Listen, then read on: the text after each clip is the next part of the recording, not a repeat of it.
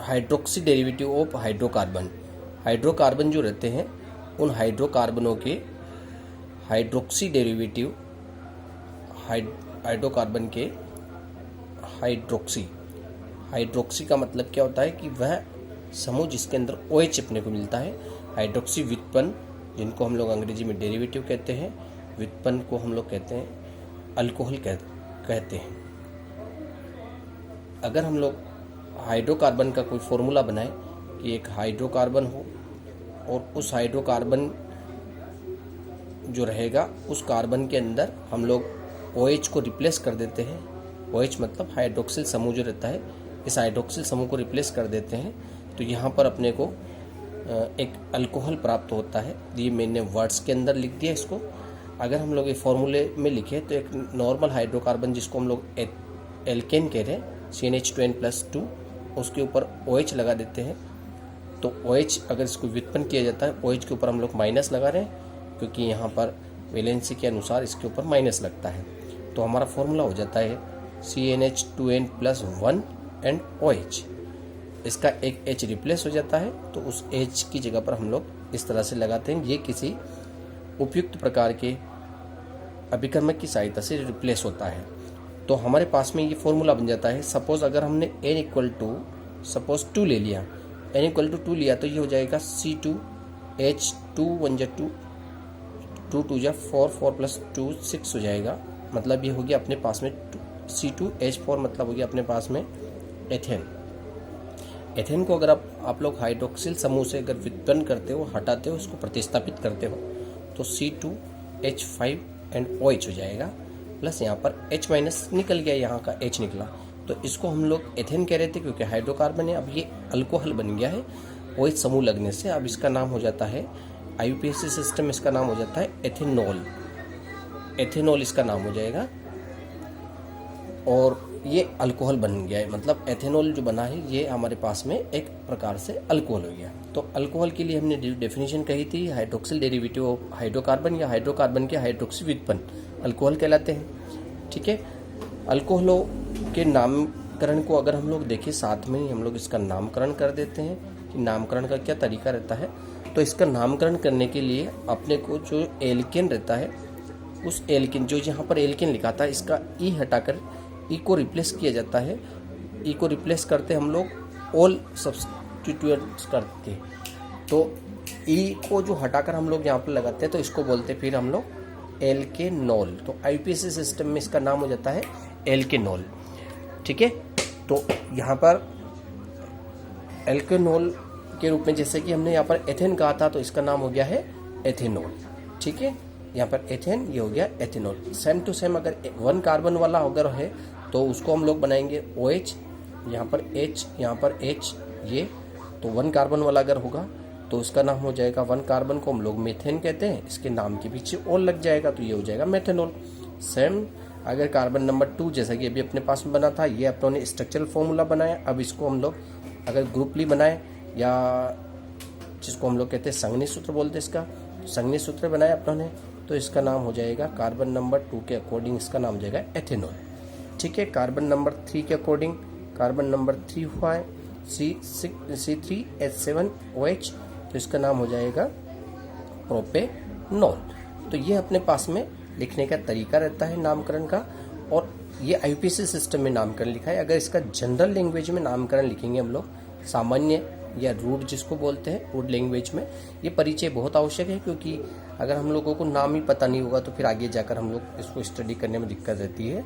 मेथिनॉल, इसमें जनरल नामकरण होता है एल्किल अल्कोहल के रूप में इसके नामकरण लिखते हैं। जैसे 1 कार्बन वाला है तो इसका नाम हो जाता है मेथिल अल्कोहल, एल्किल के अनुसार मेथिल अल्कोहल इसका नामकरण हो जाता है। ठीक है, 2 कार्बन वाला हो जाएगा तो इसका नाम हो जाएगा एथिल और अल्कोहल। तो कभी नाम अगर एथिल अल्कोहल आ रहा है तो इसका मतलब ये है कि वहाँ पर उसका सामान्य नाम लिखा गया है, जबकि IUPAC सिस्टम में उसका नाम एथेनॉल है। सेम टू सेम प्रोपेनॉल, जिसको अपनों ने IUPAC में लिखा था, जनरल लैंग्वेज में इसका नाम हो जाएगा प्रोपिल। ठीक है, जनरल लैंग्वेज में YL लगाकर हम लोग प्रतिस्थापित कर देते, इसको प्रतिस्थापित रूप में नामकरण करते इसका, तो प्रोपिल अल्कोहल इसका नामकरण हो जाता है। अगर और एग्जाम्पल देखें, कार्बन नंबर अगर 4 हो जाता है तो कार्बन नंबर 4 के अकॉर्डिंग ब्यूटेनॉल हो जाएगा। ठीक है, लेकिन यहाँ पर एक और हम लोग एक इस तरीके से अगर नाम लिखते हैं इसको, तो ये OH हो जाएगा।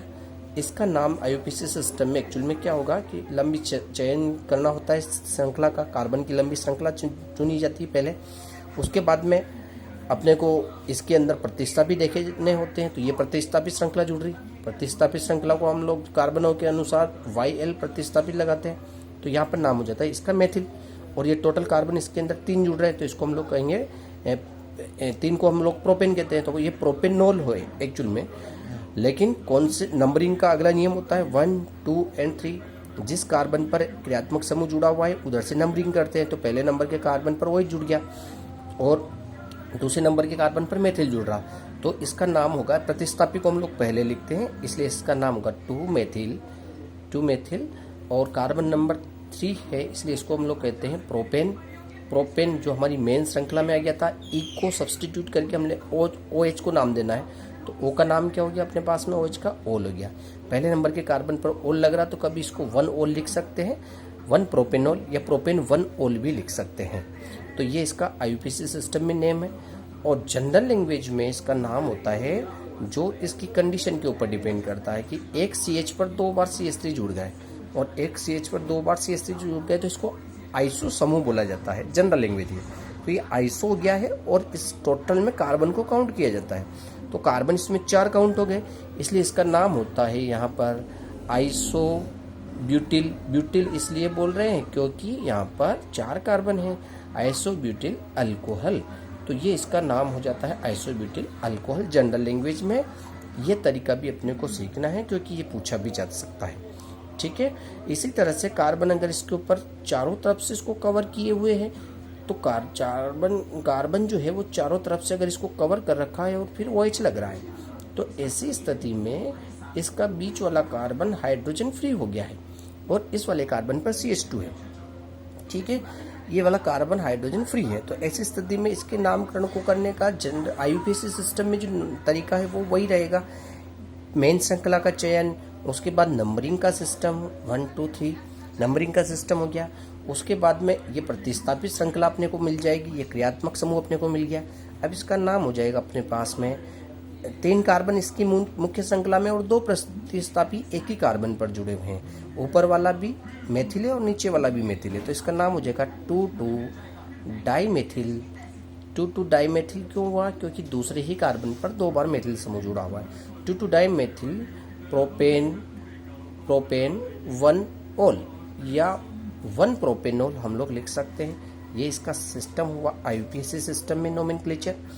और सेम टू सेम अगर हम लोग इसको जनरल में देखते हैं, तो हमने पहले कहा था इस कंडीशन को आइसो, एक बार और रिवाइज कर लेते हैं। आइसो किसको कहेंगे, एक CH पर 2 CH3 जुड़ेंगे तो, लेकिन यहाँ पर वह कार्बन जिसके ऊपर तीनों तरह से या चारों तरह से आप लोग कह दें, चारों साइड से इसके ऊपर कार्बन जुड़े हो, तो ध्यान रखना इस कंडीशन को नियो कहा जाता है। जैसा कि एक CH पर 2 CH3 को आइसो कहते हैं, इसको नियो कहते हैं। तो नियो का मीन्स अपने आप ही समझ में आ जाता है कि ऐसा कार्बन जिस पर चारों तरफ से कार्बन जुड़े हो। लेकिन टोटल कार्बन कितने हुए गए, 1, 2, 3, 4 और एक बीच में हो गए, तो कितने हो गए 5। तो इसको बोलते हैं नियो पेंटेन बोलते हैं, लेकिन यहाँ पर अल्कोहल लग गया इसलिए नियोपेंटिल अल्कोहल इसका नामकरण हो जाता है। तो इस तरह से ये अल्कोहलों के नामकरण का एक सामान्य सा और IUPAC सिस्टम में तरीका रहता है, ये हमें आना चाहिए। इसके साथ में ही हम लोग आगे की साइड पर जब पढ़ेंगे तो वो हमारे पास में इसको सोल्व करेगा कि ये कभी जनरल में नाम आ जाता है तो फिर हम लोगों को रासायनिक अभिक्रियाएं बनानी पड़ती हैं, ठीक है। इसके बाद अपने पास में एक इम्पोर्टेंट टॉपिक है, जैसा कि आपको पता चल गया होगा, ये अल्कोहलों के बारे में परिचय है, ये उसके नामकरण का तरीका हो गया अपने पास। अब हम लोग इसका थर्ड टॉपिक देखते हैं, वो होता है कि इसमें प्रकार, एक बहुत ही जरूरी आवश्यक जानकारी जिसके बिना हम लोग आगे का टॉपिक पढ़ना थोड़ा कठिन होगा अगर वो हम लोग नहीं पढ़ेंगे। प्रकार, वो भी प्राथमिक अल्कोहल। प्राथमिक अल्कोहल जनरल सा ही है ये टॉपिक, जैसा कि हमने हेलो एल्केन में भी पढ़ा हुआ है, लेकिन यहाँ पर देख लेते हैं कि प्राथमिक अल्कोहल क्या होता है। प्राथमिक अल्कोहल नाम से पता चल रहा है कि ऐसा कार्बन जिसके ऊपर एक ही एल्किल समूह जुड़ा हुआ हो और उस पर OH जुड़ा हो, मतलब कहने का वह अल्कोहल, OH मतलब अल्कोहल, या वह अल्कोहल जिस पर एक ही एल्किल समूह जुड़ा हुआ हो, अर्थात उस कार्बन के ऊपर एक ही एल्किल समूह जुड़ा हुआ मैक्सिमम, तो ऐसा कार्बन वाला जो अल्कोहल रहेगा वो अल्कोहल रहेगा प्राथमिक अल्कोहल। इस पर R कितनी ही लंबी जाए अपने को उससे कोई मतलब नहीं है। इस कार्बन जिस पर OH जुड़ा हुआ है उस पर एक ही एल्किल श्रृंखला जुड़ी हुई हो। अब इसको अगर हम लोग बैलेंस करेंगे तो इसकी वैलेंसी बन जाएगी CH2, बाकी भी वैलेंसी, तो हमने H इसके ऊपर 2 जोड़ दिए। तो अब अपने पास में एक कंसिडरेशन और आ गया कि ऐसा OH जिस कार्बन पर जुड़ा हो जिस पर 2 हाइड्रोजन जुड़े हुए हो, तो उसको भी आप यूँ कह सकते हो कि ये भी प्राथमिक है।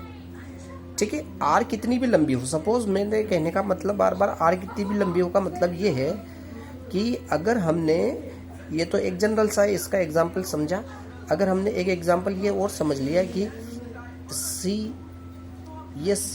CH3 CH3 CH2 and OH, अगर इसी एग्जाम्पल जो नियो वाला कंडीशन पूछा गया, अगर इसको पूछ लिया गया कि प्राथमिक अल्कोहल है, द्वितीयक है, तृतीयक है, तो ध्यान रखिएगा ये प्राथमिक है, क्योंकि इस पर जो है कार्बनों की संख्या इधर कितनी भी जुड़ो हो, लेकिन इस कार्बन से एक ही कार्बन अटैच, ये वाला कार्बन, तो ये कार्बन प्राइमरी कार्बन है, प्राथमिक कार्बन है, इसलिए इसको हम लोग प्राथमिक अल्कोहल कहते हैं।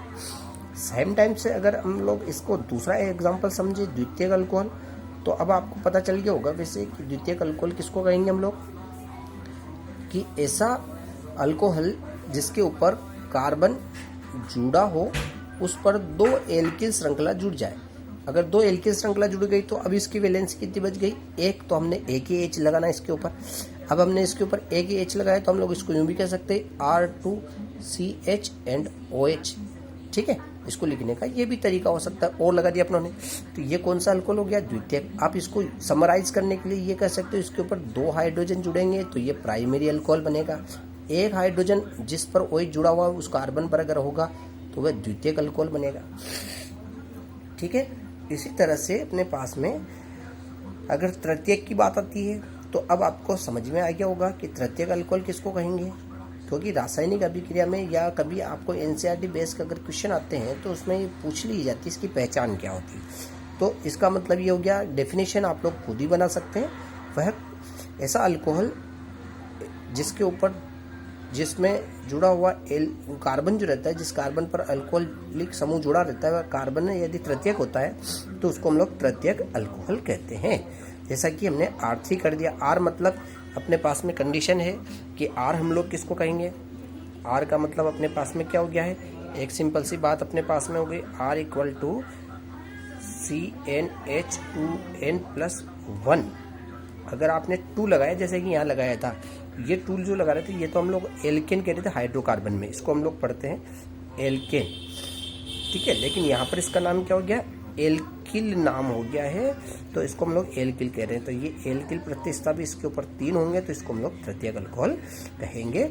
अगर हमने इसके ऊपर CH3 लगा दिया, सब्स्टिट्यूट कर दिया, जिसके ऊपर OH जुड़े हुए हैं, तृतीयक ब्यूटिल अल्कोहल इसको हम लोग पढ़ते हैं जनरल लैंग्वेज में, तृतीयक ब्यूटिल कहेंगे। अब ये न्यू कंडीशन नहीं है क्योंकि इसके ऊपर एक कार्बन नहीं, 4 कार्बन अगर जुड़ेंगे तो हम लोग उसको नियो कहेंगे। जैसे यहाँ कहा था 1 2 3 4 जुड़ रहे थे तो नियो कहा था, अब यहाँ पर 3 ही जुड़ रहे हैं, 1 2 और 3, तो इसको हम लोग कहेंगे तृतीयक ब्यूटिल अल्कोहल।